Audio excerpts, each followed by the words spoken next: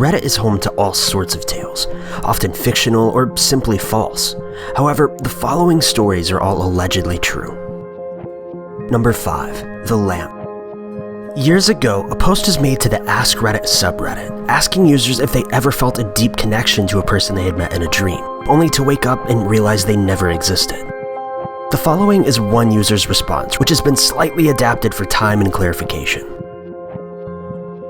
My last semester at college, I was assaulted by a football player for walking where he was trying to drive. While unconscious on the ground, I lived a different life. I met a wonderful young lady. She made my heart skip and my face red. I pursued her for 2 months and dispatched a few jerk boyfriends before I finally won her over. After 2 years, we got married, and almost immediately she bore a daughter.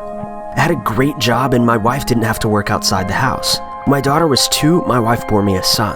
My children were the joy of my life. I would walk into the room every morning before I left for work and just watch them. They were perfect. But one day, things started to change.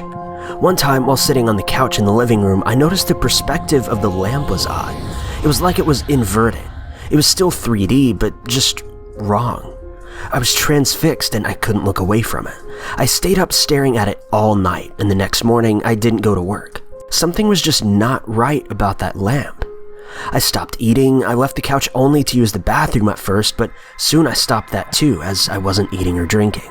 I stared at this lamp for 3 days before my wife got really worried. She had someone come and try to talk to me, but by this time my consciousness was breaking up and my wife was freaking out. She took the kids to her mother's house just before I had my epiphany.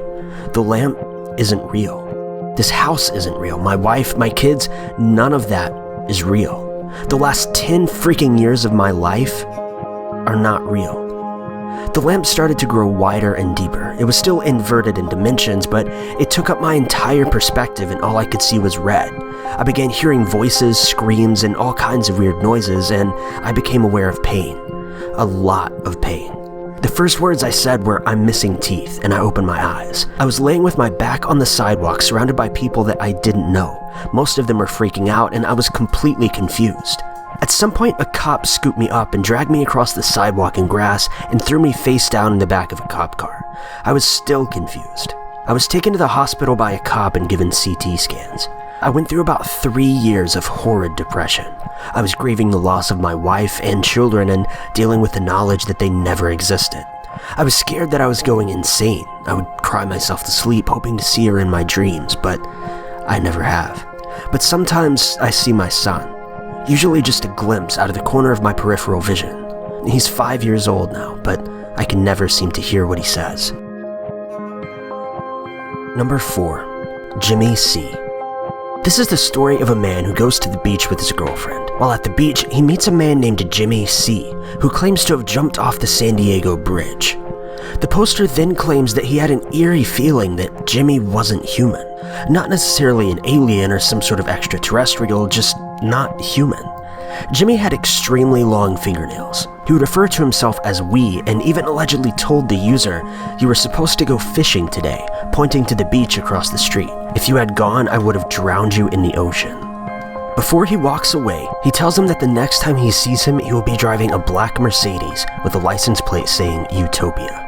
If you're interested in reading the full story, the link will be in the description, but be warned, it's super weird and far too long to include in this video. Number 3. The Smiling Man. This next post is the story of a man who went for a walk one evening, only to run into a very odd character, a man who chased him around, smiling the entire time. This story has been slightly adapted from the original post, but all the content is still there. About 5 years ago, I lived downtown in a major city in the US. I've always been a night owl, so I often find myself bored after my roommate went to sleep. To pass the time, I used to go for walks. I did this for 4 years, and I absolutely loved it. But all of that changed one evening. It was a Wednesday, somewhere between 2 and 1 in the morning, and I was walking near a police-patrolled park quite a ways from my apartment. It was a quiet night with very little traffic and almost no one on foot. I turned down a short side street in order to loop back to my apartment when I first noticed him. At the far end of the street, on my side, was the silhouette of a man, dancing. It was a strange dance similar to a waltz, but he finished each segment with an odd forward stride. I guess you could say he was dance walking, headed straight for me. I decided he was probably drunk and moved out of his way, but the closer he got, the more I realized how gracefully he was moving. He danced closer still until I could make out his face. His eyes were wide open with his head tilted back slightly, looking into the sky. His mouth formed in a painfully wide cartoon smile. Between his eyes and the mouth, I decided to cross the street before he danced any closer. I took my eyes off of him to cross the empty street. As I reached the other side, I glanced back and then stopped dead in my tracks. He had stopped dancing and was standing with one foot in the street, perfectly parallel to me. He was facing me but still looking skyward, a smile still wide on his lips. I was completely and utterly unnerved by this. I started walking again but kept my eyes on the man.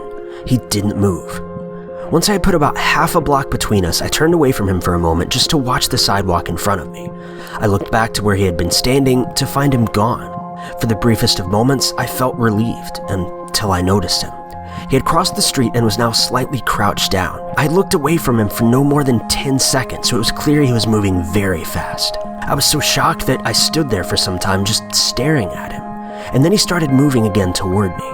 He took giant, exaggerated tiptoed steps as if he were a cartoon character sneaking up on someone. Except he was moving very, very quickly. I'd like to say at this point that I ran away or pulled out my pepper spray or cell phone or anything at all, but I didn't. I just stood there, completely frozen as the smiling man crept toward me. And then, after what felt like forever, he turned around, very slowly, and started dance walking away, just like that. Not wanting to turn my back to him again, I just watched him go until he was far enough away to be almost out of sight. And then I realized something. He wasn't moving away anymore, nor was he dancing. I watched in horror as the distant shape of him grew larger and larger. He was coming back my way, and this time he was running. I ran too. I ran until I was off the side road and back onto a better lit road with sparse traffic. Looking back behind me, he was nowhere to be found. The rest of the way home, I kept glancing over my shoulder, always expecting to see his stupid smile, but he was never there. I lived in that city for another 6 months after that night, and I never went out for another walk. Number 2. I think my husband might be spying on me. In this next post, a woman states that she has reason to believe that her husband may be spying on her. She can't really explain it, nor does she have enough evidence to confront him about it. But what makes this story even stranger is that shortly after the story was posted, it was removed, and the user was never heard from again. Again, this story has been slightly adapted for the sake of time. My husband Henry and I have been married for almost 2 years, together for 5. We have a pretty normal relationship, and I've always felt we share mutual trust in each other. We've never broken up, and I can't think of one situation where he would feel that I'm not trustworthy. I feel like I'm going crazy over this. Henry's career usually requires him to travel rarely, but this year's an exception. His company is in the middle of reorganization, and he's been traveling to do training seminars about once a month. His trips are usually Monday through Sunday. I've confirmed these trips, and yes, they are legitimate. I'd say we've been handling it well, but the past few months, my husband's been doing weird things that have caused me to believe he's spying on me or showing controlling tendencies. The first incident was at the end of March when my husband came home and asked how my friend was doing with the death of her dog. At first I said she was sad but doing okay, but about a minute later I asked how he knew that, and he said social media. The only reason I asked was because I had a cell phone call in the living room with my friend when the dog died. Not only that, but my friend had deactivated her page before the dog died, so it wouldn't have been on there. I'm the only mutual friend he had with her as well, so I don't think he would have seen anything that she was tagged in. I asked him if he's watching me as a joke, and he said quite aggressively, "Why would you think that?" I explained it, and he said no, it was on social media. I just assumed his defensiveness was because of jet lag. The second incident was in April, when I went out with my friends during the weekend. That Saturday night, I texted him that I would let him know when I'm home and I should be home around 12:30 a.m. I got home earlier at about 11 p.m. and fiddled around in the kitchen for about 20 minutes. I'll admit, I forgot to text him. I got a text at about 11:20 that said, "Are you home?" I told him yes, and I was straightening the kitchen and then going to bed. I asked how he knew, and he said, "Just figured you would be home already." Normally, I wouldn't think anything of this, but the latest incidents had me looking back on the past few months. Henry got home early from this month's trip on Friday. I was super excited because he didn't have another trip until September. When he got home, he asked what I did all week. I explained all of my activities when he said, "Did you have friends over?" I said no, and he said, "Oh really?" I said yes, and at that point I was really confused because I truly didn't have any friends over. He just huffed and stormed off. Again, I assumed he was just tired. I went into the bedroom and I asked if he was okay, and he said that he was. Later that night, we were talking about my week, and I mentioned my brother dropped off some photo albums of my dad and that I wanted to show him some. Henry said, "Oh, your brother was here, okay," and then mumbled, "That makes sense," as he walked away. I have really good hearing, and I don't think he thought I'd hear it. If he had a camera, is it possible that he could have heard a male voice and assumed it was another male friend? But my brother didn't even come in the house. We talked on the front porch with the front door open. Sunday, because he was at his mom's, I decided to try and look around for hidden cameras, microphones, or anything. I'm sure it was obvious because I got a call from him asking what I was doing. I told him I was just hanging out, and then he said, "Doing what?" I told him I was watching TV. There was a pause, and then he said, "I'll be leaving soon. I'll be home in 20 minutes. He was supposed to be there for 3 more hours. Am I digging too far into this? I don't know how he would know about my friend's dog and that I was home early that one night. There's got to be something going on, right? He's never acted this way before February. It's weird. I get home after him during the week, so I don't get too much time alone aside from showers, bathroom visits, etc. Could someone please help me? Number 1. Winchester Mystery House. In this final post, a homeowner describes how his neighbor's house has been demolished and rebuilt countless times over the last 6 years. Perfectly good portions of the home have been constantly torn down just to rebuild them back identically. Workers are there from about 5 a.m. to 7 p.m. 7 days a week. The post reads, "When I moved in about 5 years ago, my roommate mentioned that the house across from our building had been undergoing construction for at least a year. They often work 7 days a week and are frequently in violation of the noise ordinance by starting at 5 a.m. or earlier. When I complain, DPD simply says noise complaints are at the bottom of their list of priorities, which is understandable, and that they'll get to it if they can. To my knowledge, they've stopped by once or twice and warned them to keep it down. It's a single-family home with bizarre levels of construction. They've put in and jackhammered at least 3 driveways. They've fully replaced the roof twice. They've essentially installed a second basement floor, replaced the brick, built brick fencing, etc. Quite often, it's so loud we just can't get any work done. And I can't sleep, even with 2 white noisemakers. I know this seems so minor, but after 5 years of constant noise, not even taking the weekends off, I'm going batty. Is there any potential solution or way to address it? We've tried talking to contractors, and my former roommate even left a note for the owner on the building, but of course we never heard back. He later updated saying, "So I've discovered the owner is listed as a broker online. I'm assuming a real estate broker, but I can't find any information about them being a public real estate agent or anything. He lives in a nearby city. I did a lot of digging.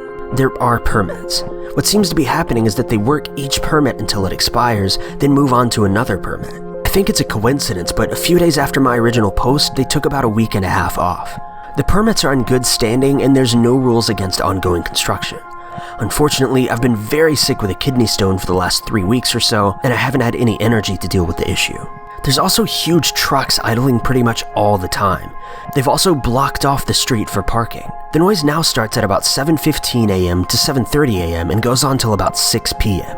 They're often yelling at each other in Spanish. I have surgery coming up next week, and there's nothing I'd like more than to get a little bit of peace and quiet. I don't know of any other legal way to end my torture, but I'm going to start reaching out to city council people or the local news once I've recovered." Thank you guys so much for watching. If you like this video, be sure to give it a like. Also, don't forget to subscribe and click that notification bell to keep up with all of our future videos.